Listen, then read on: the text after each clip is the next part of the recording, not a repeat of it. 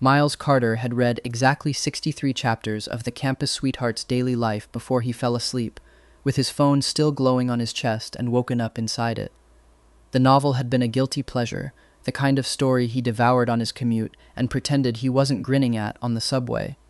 It followed Julian Reyes, a soft-spoken, achingly beautiful literature major who seemed to exist purely to be adored. Every man on campus orbited him like moons around a particularly delicate planet, Marcus Bell, the towering star of the basketball team, all muscle and devotion. Elias Cho, the gentle, straight-A department, darling everyone called, the boy next door with a scholarship smile, and a rotating cast of seniors, TAs, and campus celebrities, who all, without exception, fell hopelessly for Julian within a chapter or two of meeting him. The whole book was Julian's love story, told from Julian's point of view, chapter after chapter of being fought over, doted on, and rescued. It was cotton candy. It was ridiculous. Miles had loved it. And then there was Damian Voss.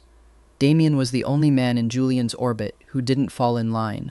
Cold, magnetic, absurdly wealthy, the kind of character readers described in the comments as the villain we're all secretly rooting for.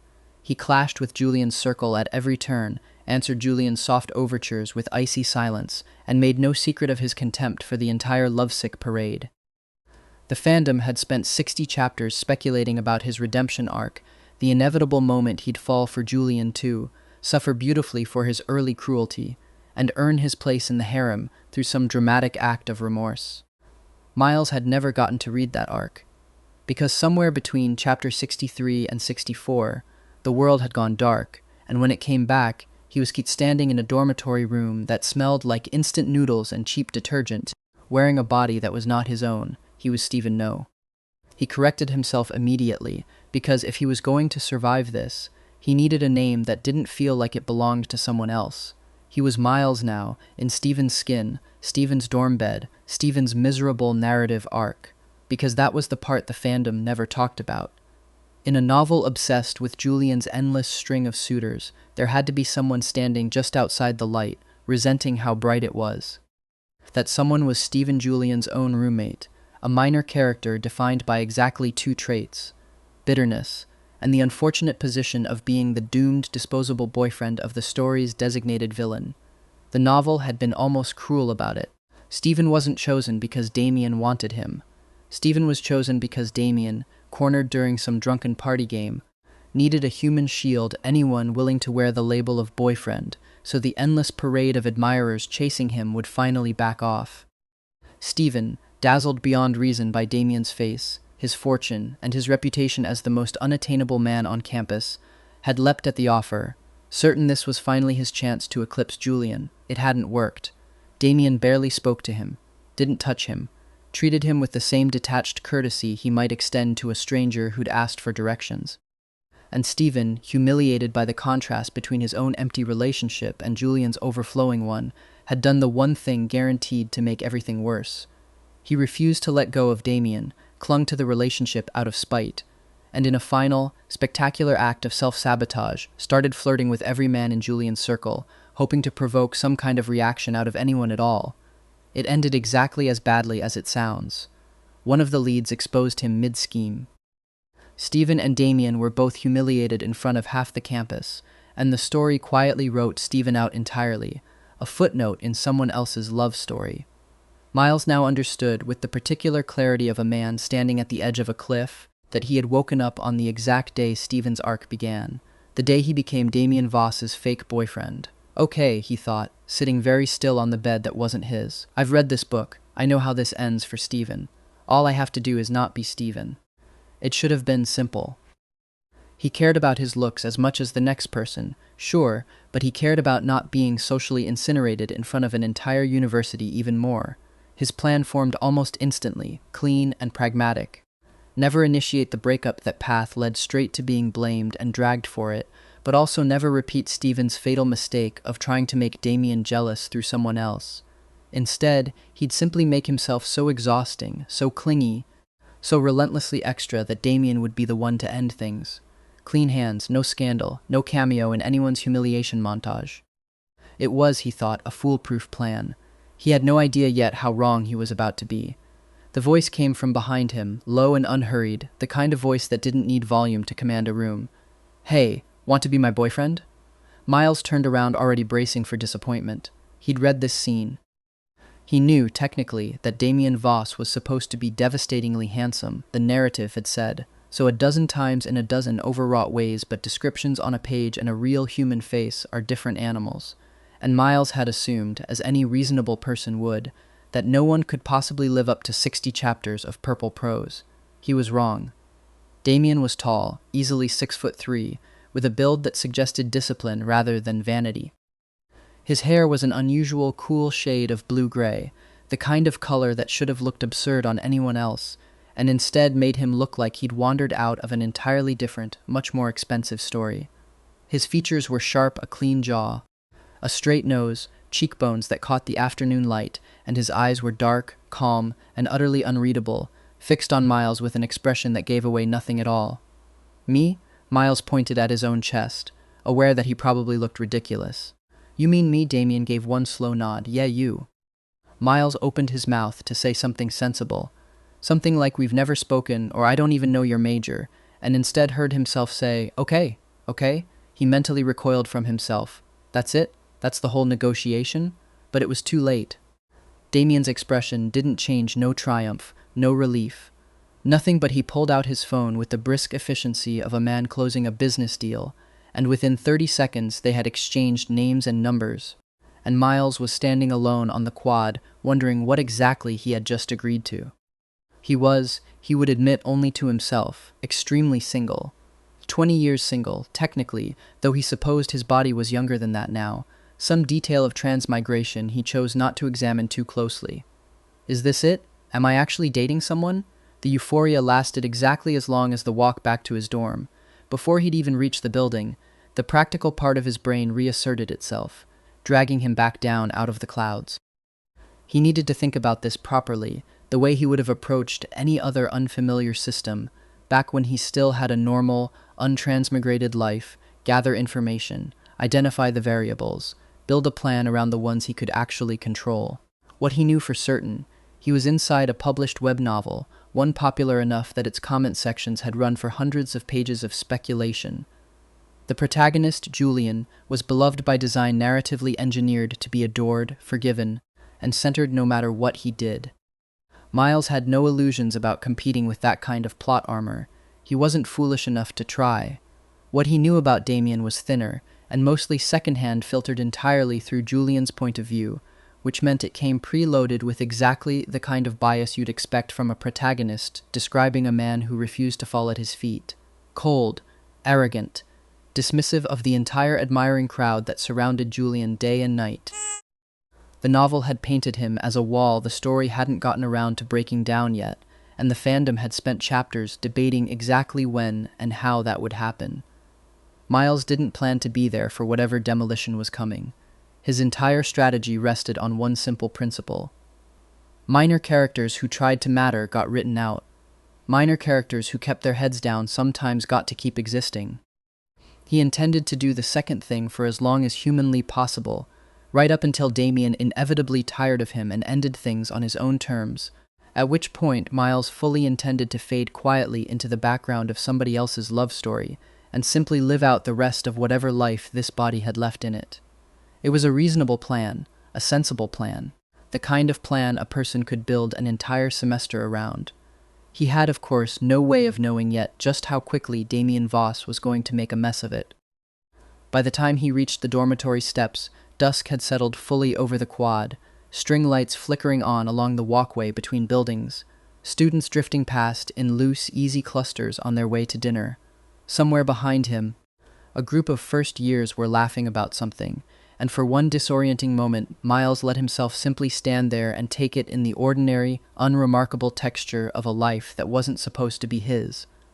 Whatever came next, he thought, he might as well see how much of it he could survive with his dignity intact. He climbed the stairs to his floor, opened the door to a cramped 4-person dorm room that smelled faintly of someone else's cologne, and found the rest of his new existence waiting for him, curtain half drawn around Julian's bed, someone's laundry drying over the radiator, and no small amount of unfinished plot waiting to unfold. Stephen, wait, sorry, Miles. Julian's voice was so gentle it almost didn't register as an interruption. Are you really going to date Damian? Miles looked up from where he'd been staring at nothing, still faintly stunned by the last hour of his life. Julian was sitting cross-legged on his own bed, all soft edges and wide, sympathetic eyes, the exact image the novel had painted of him 100 times, the kind of face that made people want to protect him before they'd even spoken a full sentence to him. I heard he's never shown interest in anyone, Julian went on, tilting his head with what looked, on the surface, like genuine concern. You two have barely spoken. Isn't it a little strange that he asked you out of nowhere? I don't know, Miles said carefully. Figured we'd just see how it goes. Something flickered behind Julian's eyes gone before Miles could name it, and his expression deepened into something more troubled.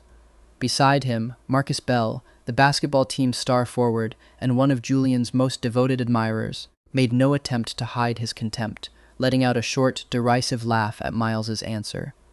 Miles remembered distantly that the original Stephen had never gotten along with Julian, not open hostility, more a low simmer of resentment that Julian's suitors had picked up on and mirrored back tenfold.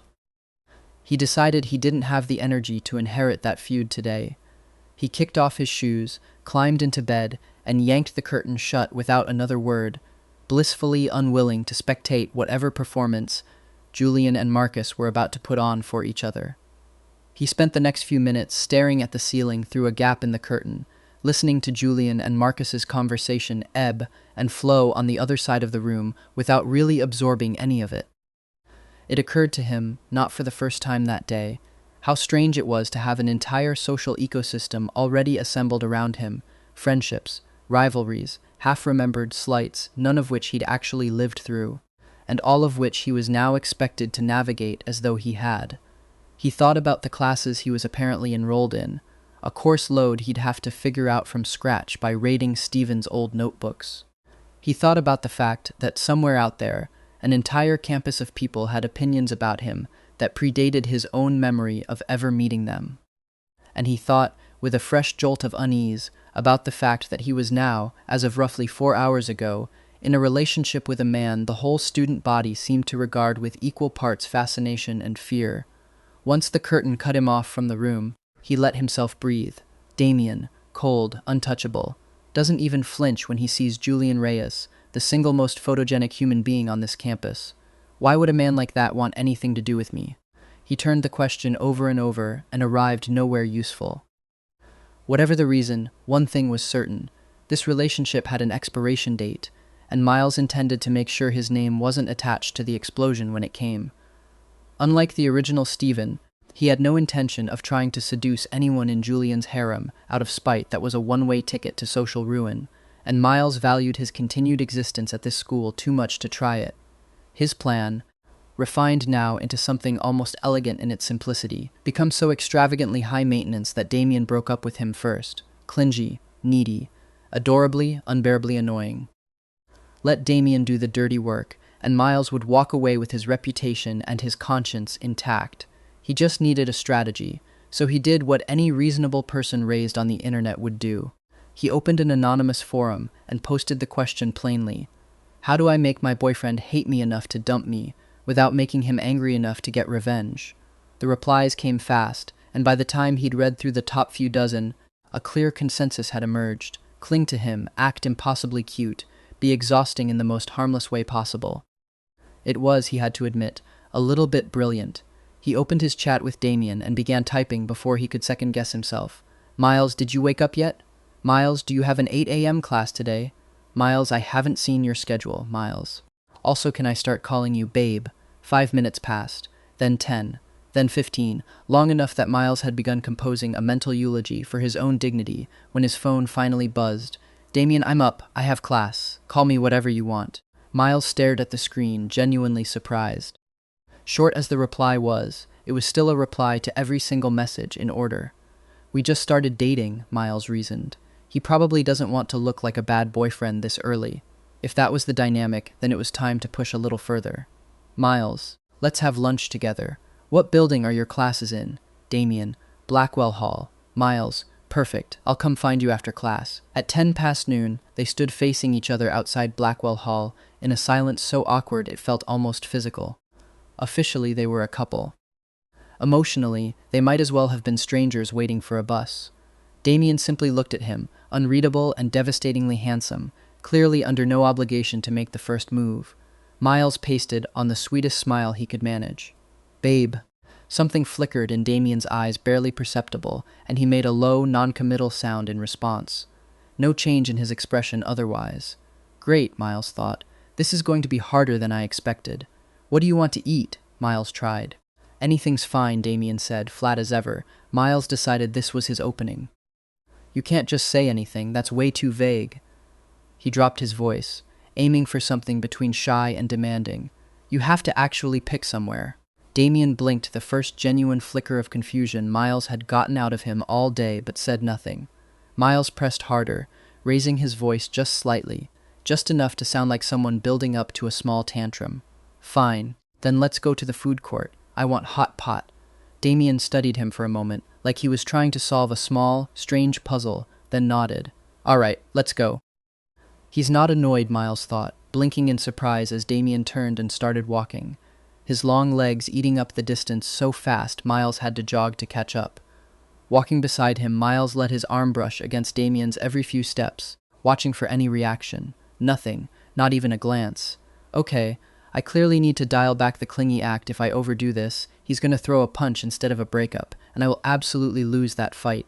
They ordered hot pot, and Miles, in a fit of overconfidence, chose the extra spicy broth. It was, in retrospect, a significant miscalculation. Within minutes, his nose was running, and his eyes were watering while Damian, sitting across from him, was calmly halfway through his own bowl without a hint of discomfort. Babe, Miles said between sniffles, going for dramatic. This is way too spicy.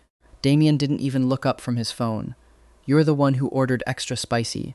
I didn't know it would be this bad, Miles whined, realizing too late that he hadn't grabbed any water. The heat kept building, miserable and relentless. He decided to lean into it. You're my boyfriend, aren't you?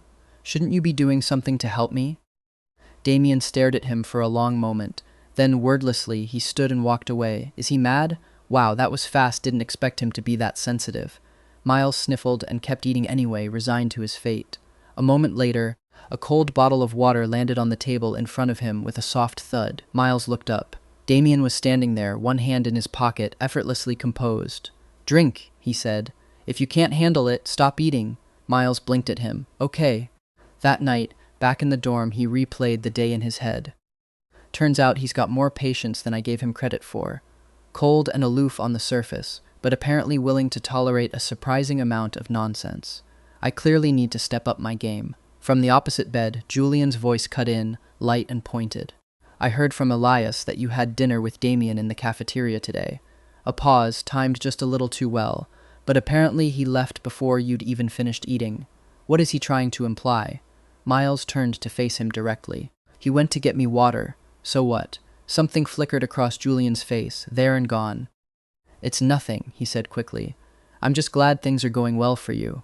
Why do you even care? Miles asked bluntly. Can't handle the fact that one guy isn't chasing after you. Julian's expression shuddered. It's nothing, he said again, and left it there. But Miles couldn't shake the sense, not for the first time, of something faintly sharp underneath Julian's soft concern, a current of something that didn't match his gentle reputation at all. Miles had originally planned to keep as much distance as possible from Julian's entire cast of admirers. Sharing a room made that plan functionally impossible. Over the following days, he kept inviting Damian out to eat, to walk, to do anything that gave him more material to work with, and aside from a handful of times Damian was genuinely busy, he accepted every single one. Miles started sprinkling in the kind of comments engineered to be mildly unreasonable. Babe, why do you always sit across from me? Don't you want to sit closer so we're actually next to each other? Babe, you just looked at that guy who walked by. Is he more good-looking than me? Be honest. Babe, you still haven't sent me your class schedule. As punishment, you owe me 2 pieces of your chicken. Every single time, Miles watched for the moment Damian would finally snap, ready to duck out of the way. It never came. Instead, Damian gave him exactly what he asked for, every time, without complaint. You're better looking. Damian said flatly one afternoon, scrolling through his phone beside him at lunch, as if it were simply a fact and not a compliment. A few seconds later, Miles's phone buzzed Damian's full class schedule, sent without being asked twice. Miles stared at it, then reached over and stole 2 pieces of chicken straight from Damian's bowl, grinning like an idiot around the mouthful. He actually sent it, Miles muttered to himself, delighted. What about yours? Damian asked, glancing over. Oh, right, I'll send it now. Just then, Marcus barged into the dorm uninvited, launching into some story for Julian's benefit, arms waving. Whatever it was, it made Julian laugh, bright and delighted, and Miles could have sworn Julian shot him a small, smug look in the middle of it, as if to remind him who was still winning some competition Miles hadn't agreed to enter. Miles rolled his eyes and turned back to his desk, tuning them out entirely. It was a 4-person dorm room, but with the other 2 residents gone, it was just the 3 of them, and Miles had zero interest in narrating whatever performance Marcus and Julian were putting on behind him. He pulled out his phone instead, seeking distraction. Miles, babe, it's been 7 days, 4 hours, and 23 minutes since we got together.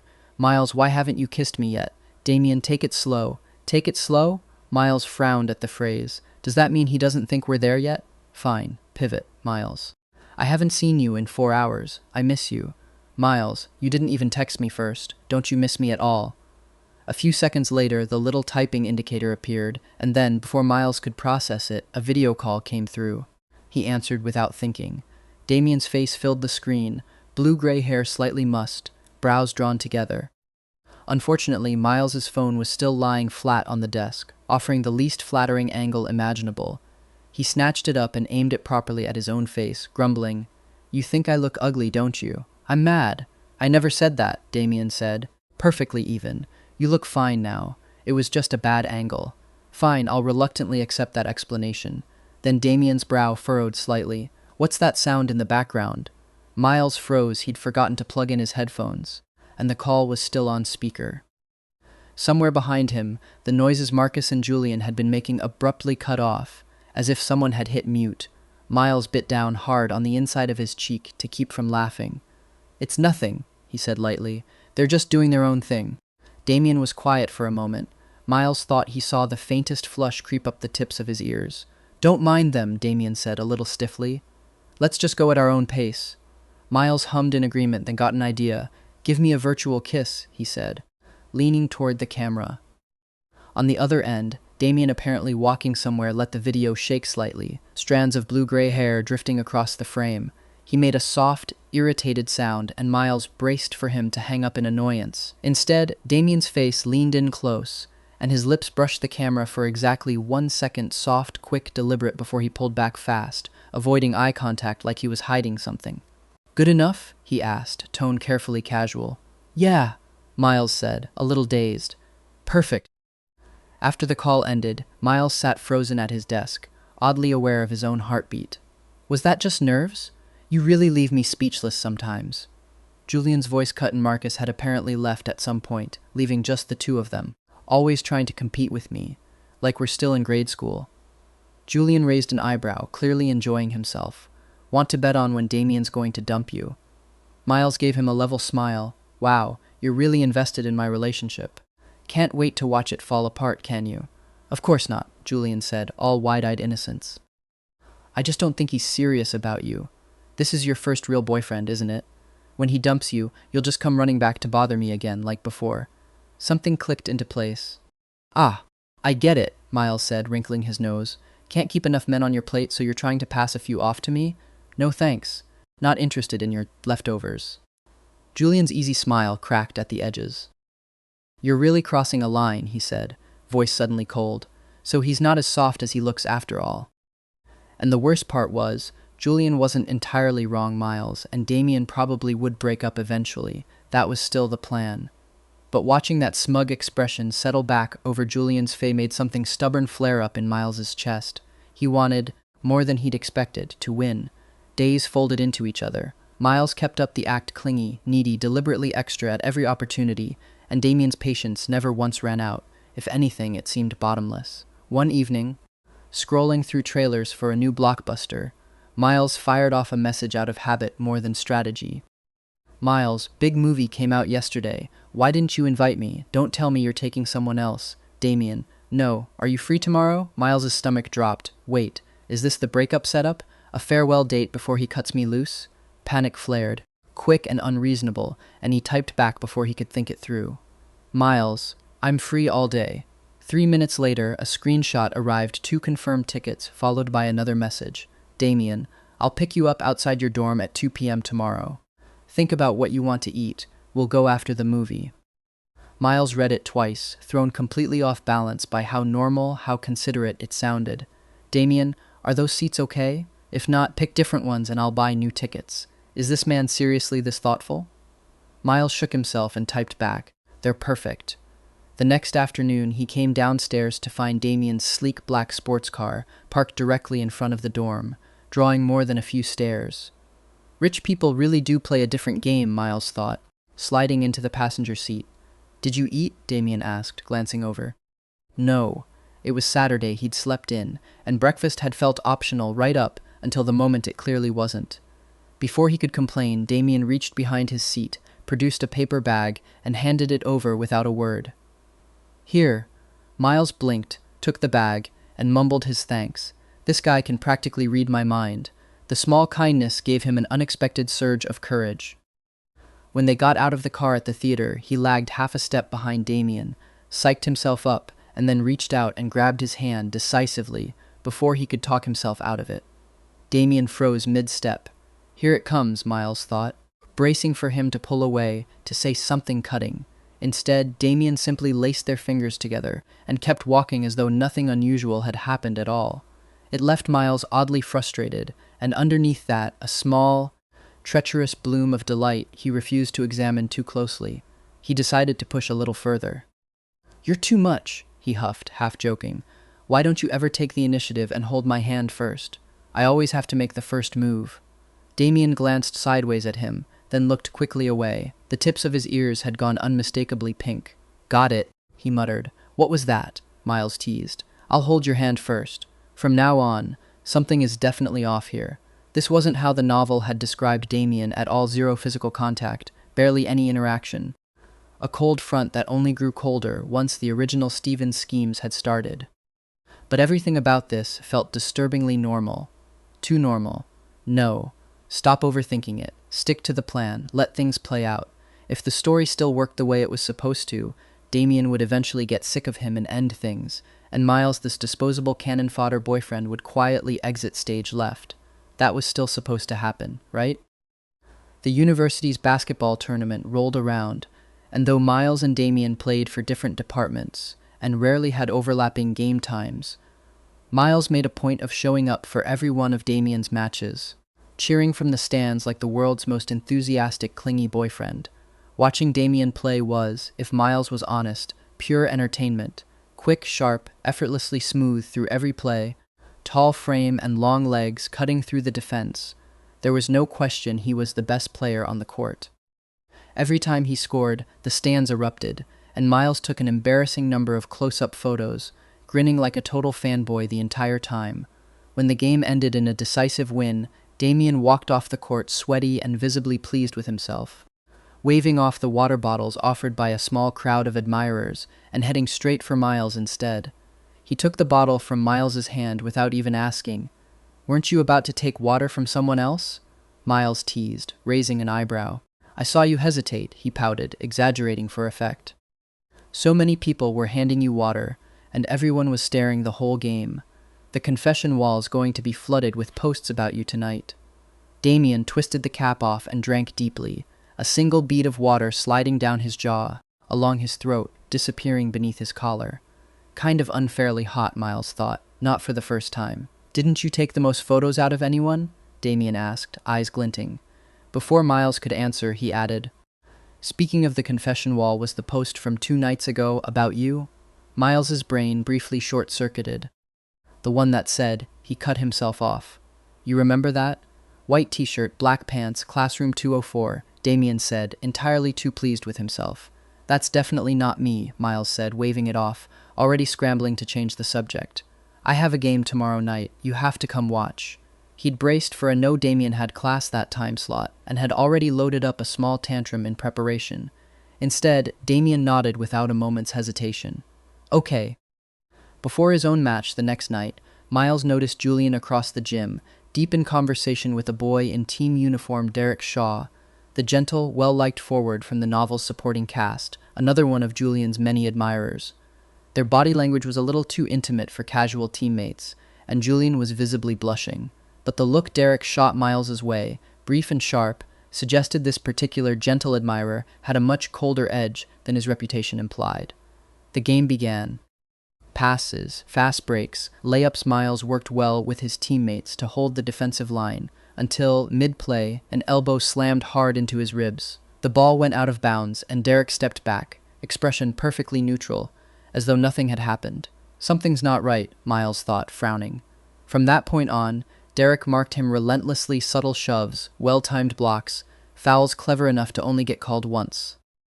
After a few rounds of it, he stopped being subtle at all, leaning in close during a stoppage to hiss, low and threatening, some variation of still trying to steal attention from Julian. Miles snorted, unbothered. Is that all you've got? He backed up with the ball, jumped, and sank a three-pointer. The stands erupted. Fueled by irritation, he pushed harder in the second quarter, breaking through the defense repeatedly despite being double-teamed.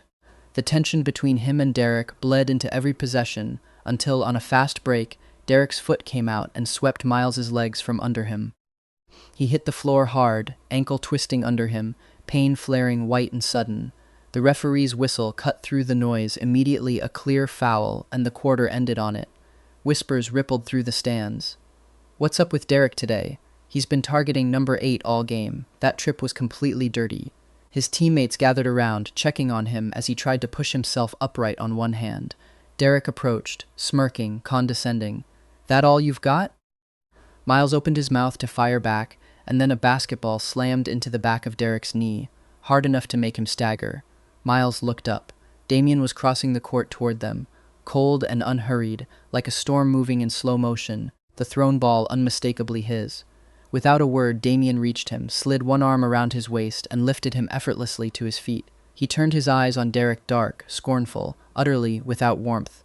Trash, he said flatly. Crawled out of the gutter, and you're still tracking dirt everywhere.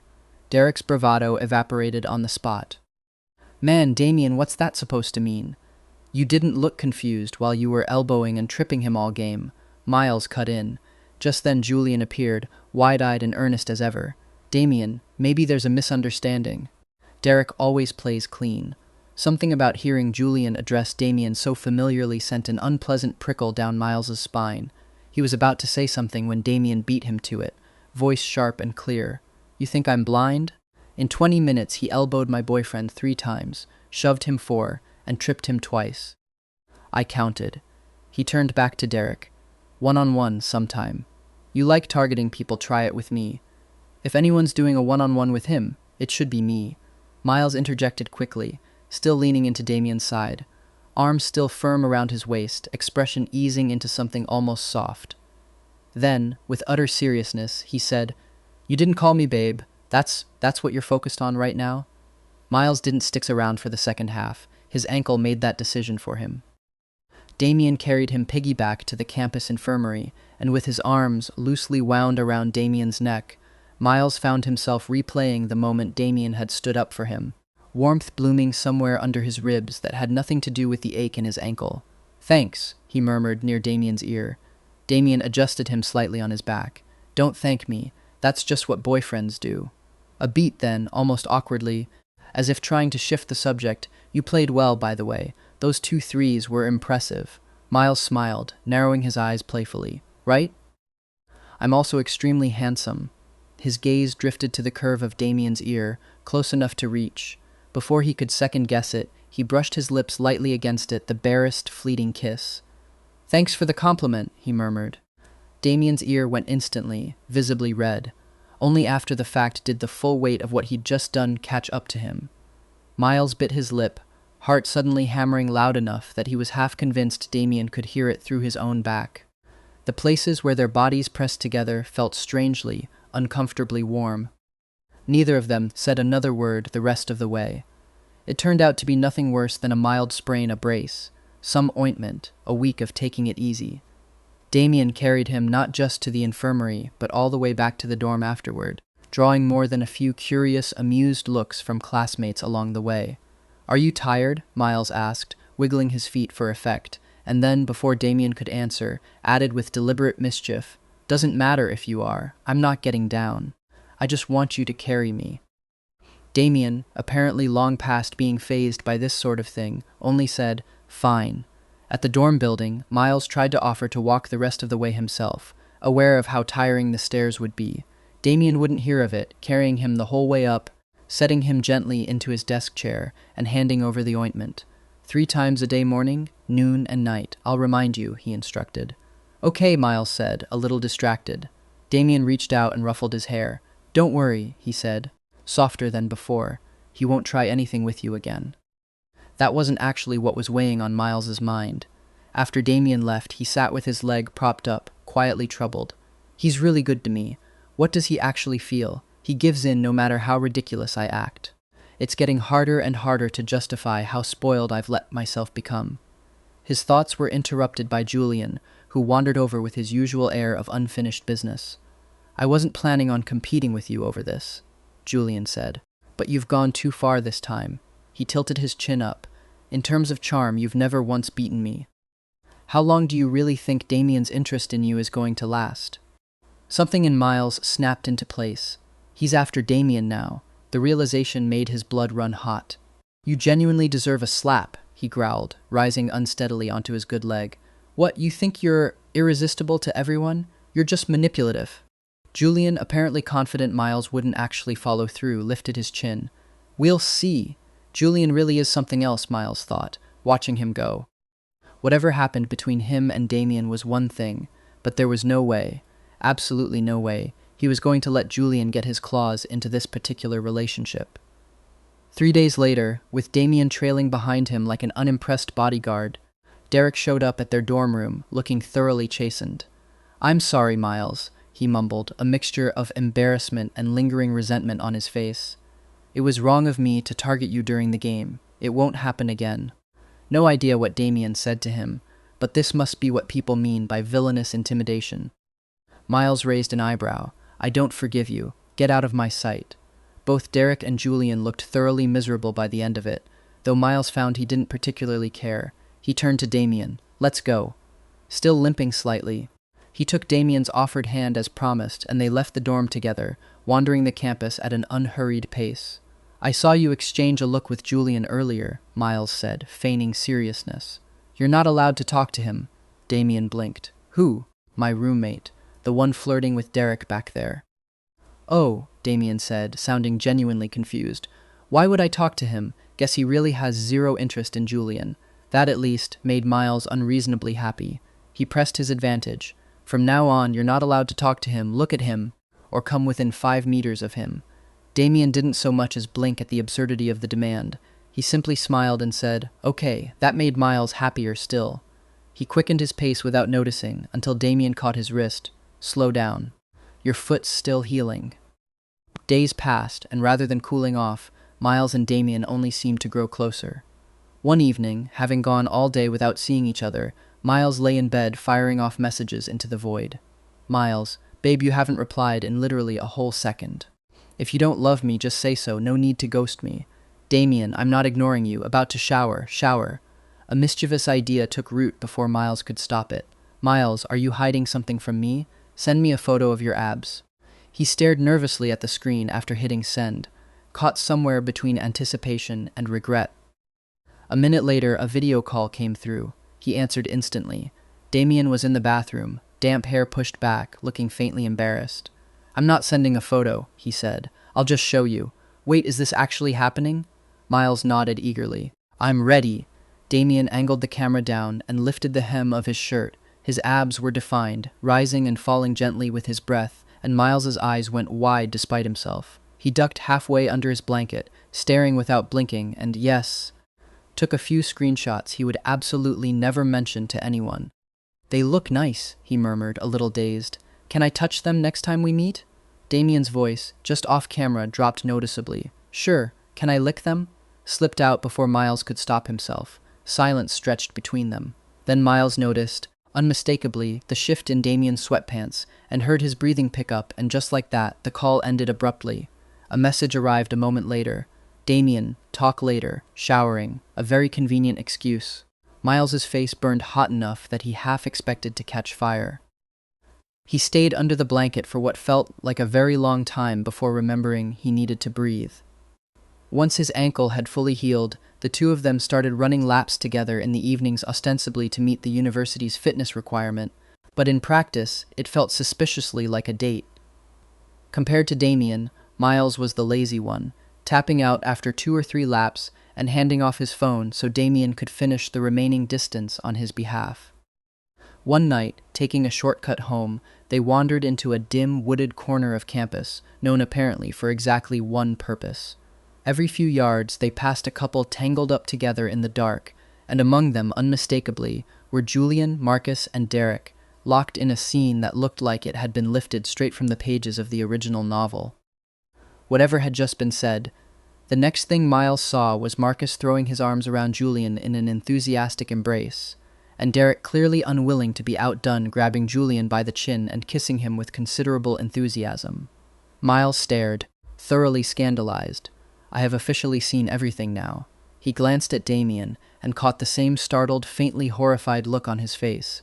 After a beat of mutual shock, Damian pulled him along by the hand, muttering, "Let's not watch something that's going to permanently damage our worldview."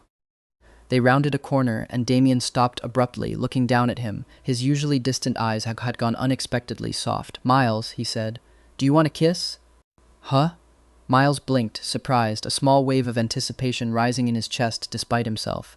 He waited. A full minute passed. Nothing happened. "You absolute fool." Miles narrowed his eyes at him. "You want me to make the first move again?" "Not happening." A small smirk tugged at Damian's mouth. Then, without further warning, he leaned down and kissed him gentle, at first, exploratory, before deepening into something clumsier, more urgent. He clearly lacked practice, but Miles found he didn't mind that in the slightest. When it ended, Miles was breathless, still a little dizzy. Damian pulled him against his chest, and Miles rested his cheek there, looking up to tease, "Your kissing skills are terrible." Under the dim glow of a street lamp, a faint blush rose across Damian's usually blank expression. He lifted a hand, traced Miles's lower lip with his thumb, and said, with a mischievous glint entirely unlike his usual composure, "Then I'll just have to practice more." I'm doomed, Miles thought, and found he didn't mind that either. From the very start of this arrangement, Damian had never once shown the slightest inclination toward breaking things off. If this kept up, Miles was going to fall for him completely, plan or no plan. Handsome, patient, unfairly attractive, how was he supposed to resist all of that? He needed to know, once and for all, whether any of it was real. Not long after, Damian brought him along to a gathering with his friend group, mostly his roommates, and a few of his closer circle. They played a few rowdy party games, and at some point Miles slipped away to the restroom. When he came back, he paused just outside the door, catching the tail end of a conversation. "Your boyfriend's pretty good-looking, man," one of Damian's friends was saying. "You two make a solid pair." Before Damian could respond, another voice cut in. "Yeah, good-looking, sure, but kind of high maintenance." "High maintenance?" Damian's voice sharpened immediately. "He just likes acting cute." There was an odd, indulgent warmth threaded through the irritation. "What, your partner never acts cute with you? Then maybe they don't love you as much as you think." A short silence followed. Then, more hesitantly, "Didn't you two only get together because of that truth or dare thing?" Damian made a sharp, irritated sound and cut the conversation off before it could continue. Miles, still standing just out of sight, felt something in him tighten. Wasn't this the perfect moment to find out how he really feels? Before Damian could say another word, Miles pushed the door open, expression carefully pained. "So you really don't like me," he said, not giving Damian a chance to answer before turning and walking away fast. "Just this once, I need to know the truth." If Damian was anything like the version described in the original story, never serious, never invested, then this act should end here, cleanly, with no one to blame. But if the tenderness had been real all along, then he'd come after him. Miles braced himself, genuinely uncertain which outcome he wanted more, and hated how much the mere thought of Damian not following made his chest ache. He didn't have to wonder long. Hurried footsteps sounded behind him. Miles. Damian caught his wrist and spun him around, pulling him aside, out of the flow of foot traffic, and through the nearest door into a quiet, empty room. "Don't break up with me," he said, firm and immediate. "We're not breaking up." In the sudden hush, their breathing was the only sound between them. Miles wrinkled his nose. "So is it true? Did you only start dating me because of some stupid game?" "What stupid game?" Damian scoffed. "I don't even remember it." He wrapped an arm around Miles's waist, pulling him close. "I liked you the first time I saw you. It was love at first sight. I was drawn in before I even said a word to you. That's not the story I was expecting at all. So you only wanted me for my looks, not my personality," Miles said after a stunned pause, only half joking. "Who says I don't love your personality? I love all of you." Damian buried his face against Miles's neck, breathing him in. "Do you have any idea what it does to me every time you act cute?" "I don't act cute," Miles muttered, even as every trace of doubt in his chest began to dissolve into something warmer. "Baby," Damian murmured against his ear, voice low enough to send a shiver down his spine. After a beat of silence, Miles found himself grumbling, half teasing, "And you didn't even spoil me today." Damian went briefly rigid, then leaned in again. "Don't worry, I'll spoil you right now." "No, not now," Miles said quickly, pushing him back before things escalated any further, face flaming. Damian only laughed, low and satisfied, and pulled him back into his arms anyway. "I've been reading up on the theory lately," he said, entirely too casually, "so I don't hurt you when the time actually comes." Miles's face went so red he was fairly sure it could be seen from space. After that night, every last doubt evaporated, and Miles let himself fully date Damian Voss. No more schemes, no more exit strategy, just the two of them. If he was honest, he still threw the occasional tantrum out of habit more than necessity. Damian's indulgence had thoroughly spoiled him at that point. Always giving in, always attentive, he was, against every original expectation, the perfect boyfriend. They stayed inseparable. Miles kept half an eye on Julian's continued proximity to Damian at first, wary of Julian's earlier warning, but over time it became clear Julian couldn't get anywhere near him at all. Damian left the room the moment Julian appeared, without so much as a backward glance. Reassured, Miles let himself sink fully into the sweetness of the relationship. Damian had clearly done his homework on the more romantic side of things, even if his practical experience left something to be desired. Still, he approached the whole thing with the same eager focus he brought to everything else, endlessly willing to practice. Miles's back ached from the sheer amount of enthusiastic cuddling alone. They settled into a peaceful, happy rhythm, happy enough that Miles stopped paying attention to whatever was happening in Julian's ever-expanding love life entirely, which was why the scandal, when it broke, caught him completely off guard. Word spread fast across campus. Julian had apparently been seeing someone outside the university the entire time, on top of everyone already inside his circle. When that outside partner discovered the full scope of what had been going on, they'd stormed onto campus for a very public, very chaotic confrontation, all of it captured on someone's phone within minutes. Not long after, Julian moved out of the dorms entirely. Miles assumed that was the last he'd see of him. He was wrong. Weeks later, Julian came looking for him, looking exhausted, pale, hollow-eyed, nothing like the soft, luminous figure who'd once had half the campus fighting over him. "Why is your life better than mine?" Julian murmured, some of the old bitterness still flickering behind the exhaustion. "It wasn't supposed to be like this." His eyes sharpened suddenly. "Why does Damian like you?" Miles didn't bother working up any real anger. He just laughed, cool and unbothered. "What's wrong with me? I'm good-looking, kind, loyal, and I actually stick around, unlike someone who's fickle and greedy." He met Julian's eyes directly. "You still think you're going to win my boyfriend over? Keep dreaming." He turned and walked away without waiting for a response, leaving Julian standing there with nothing but resentment for company. Damian was waiting for him on the street corner. Miles smiled and waved, quickening his pace to close the distance. When he got close enough, Damian reached for his hand automatically, like it was simply the natural thing to do. Thinking of Julian's parting words, Miles gave him a challenging look.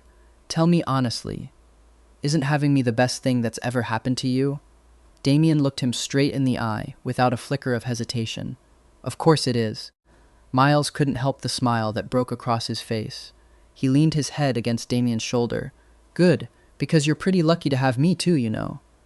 I know, Damian said, and there was something in his voice quiet, certain that hadn't been there in all those cold, distant chapters of the original novel. Miles had never expected stepping into someone else's story to end up rewriting his own life instead. He'd walked into this world braced to play a footnote, the doomed, disposable boyfriend, written out before the real story even got started. Maybe, in some other version of events, that was exactly how it would have gone. But maybe, he thought, tightening his hand around Damian's, he hadn't been the villain's disposable boyfriend at all. Maybe he'd simply been the only person who ever bothered to look past the cold front and see what was underneath it. As Damian's fingers tightened around his in return, Miles realized, with a certainty that surprised him, that he no longer wanted to find a way out of this story. He wanted to stay in it for as long as Damian would have him. By the time winter break rolled back around, Miles had almost entirely stopped thinking of himself as someone playing a part in Stephen's story. It had become, quietly and without ceremony, simply his own life. The campus had moved on from the scandal the way campuses always did, with a burst of gossip, a week of pointed silences in the dining hall, and then a slow, merciful forgetting as newer, fresher drama took its place. Julian transferred departments at the start of the spring semester, and Miles heard, second-hand and without much interest, that he'd found his footing again somewhere quieter, with people who didn't already have 6 chapters of narrative baggage attached to his name. Miles found he didn't wish him ill, exactly. He just didn't think about him much at all anymore, which felt like its own kind of resolution. Derek, chastened, kept a wide and permanent berth around both of them, and eventually became, of all things, cordial, the sort of distant, polite acquaintance who nodded in hallways and nothing more. Marcus graduated a semester early and left for a training program upstate, and the basketball team quietly promoted someone else to the position he'd left open. Life, in other words, did what life does. It kept moving, indifferent to which chapter anyone thought they were still living in. Damian, for his part, never once mentioned the Truth or Dare game again, and Miles eventually stopped bringing it up too, if only because it had clearly stopped mattering to either of them. What mattered instead were smaller, stranger things, the fact that Damian had at some point memorized exactly how Miles took his coffee without ever being told, the fact that he still, 6 months in, blushed all the way to the tips of his ears whenever Miles cornered him with too much affection in public, the fact that for a man the whole campus still quietly referred to as the Ice Prince, he had never once, not a single time, made Miles feel like an afterthought. Miles had also, somewhere along the way, made a genuine set of friends out of Damian's circle, the same roommates, whose overheard conversation had once sent him storming out of a party in a manufactured huff. They still teased him about it occasionally, in the easy, affectionate way of people who'd long since decided he was worth keeping around. One of them had taken to calling him the interrogator for the way he'd burst through that door demanding answers, and Miles had given up trying to live it down. He'd also, somewhat to his own surprise, kept the nickname he'd started as a joke. Babe had outlasted the plan that spawned it by a wide margin, and Damian had stopped pretending he didn't like hearing it sometime around the 2nd month, though he'd never admit as much out loud. One evening in late January, the two of them sat together on the low wall outside the library, coats pulled tight against the cold, watching the last of the daylight drain out of the sky. "Do you ever think about how we started?" Miles asked, mostly out of curiosity. The whole favor thing, fending off admirers. Damian huffed something that wasn't quite a laugh. "I think about how bad an idea it was that I picked someone at random during a party game," he said, "and how much worse an idea it turned out to be that the someone was you." "Excuse me? Worse for my blood pressure," Damian clarified, deadpan. "You're exhausting. You love how exhausting I am." "I really do," Damian agreed without hesitation, and reached over to lace their fingers together the way he always did now. First, without being asked, "I don't think I would have survived falling for anyone easier." Miles let his head drop onto Damian's shoulder, watching a pair of students hurry past bundled against the wind, their laughter trailing behind them into the dark.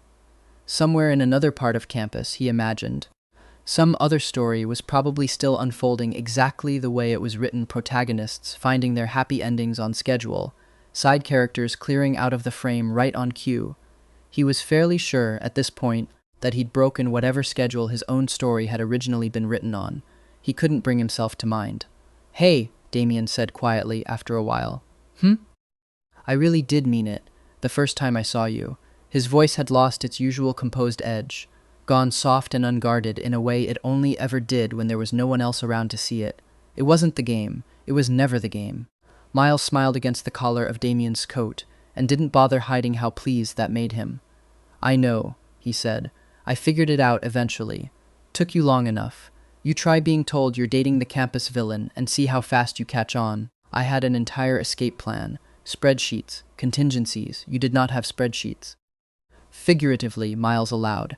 "There was definitely a plan. It involved you dumping me cleanly and both of us walking away with our dignity intact. How's that going for you?" "Terribly," Miles said entirely without regret. "Worst executed plan of my life. 10 out of 10, would fail again." Damian actually laughed at that, a real one, low and warm, rare enough that Miles still counted every single time he heard it. Overhead, the first stars were coming out over the quad, and somewhere behind them, the lights of the dormitory windows were flickering on one by one, ordinary and golden and entirely unremarkable, exactly the way an ending was supposed to feel once you'd stopped waiting for the story to end at all. Miles thought, not for the first time, that if someone had told him at the very start of all this dazed, transmigrated, staring at a stranger's face in a stranger's dorm room that he would end up here, cold hands tangled with Damian's on a library wall in January, genuinely content, he would not have believed a word of it. He'd expected a footnote. He'd braced for humiliation, for narrative punishment, for the quiet erasure the original story had clearly been building toward. Instead, he'd gotten this, an ordinary evening, an ordinary boyfriend who occasionally still remembered to be terrifying to everyone except him, and an ending that belonged to no one's story but their own. That, he decided, watching Damian's breath fog faintly in the cold air beside him, was more than worth every disastrous, badly executed plan it had taken to get here.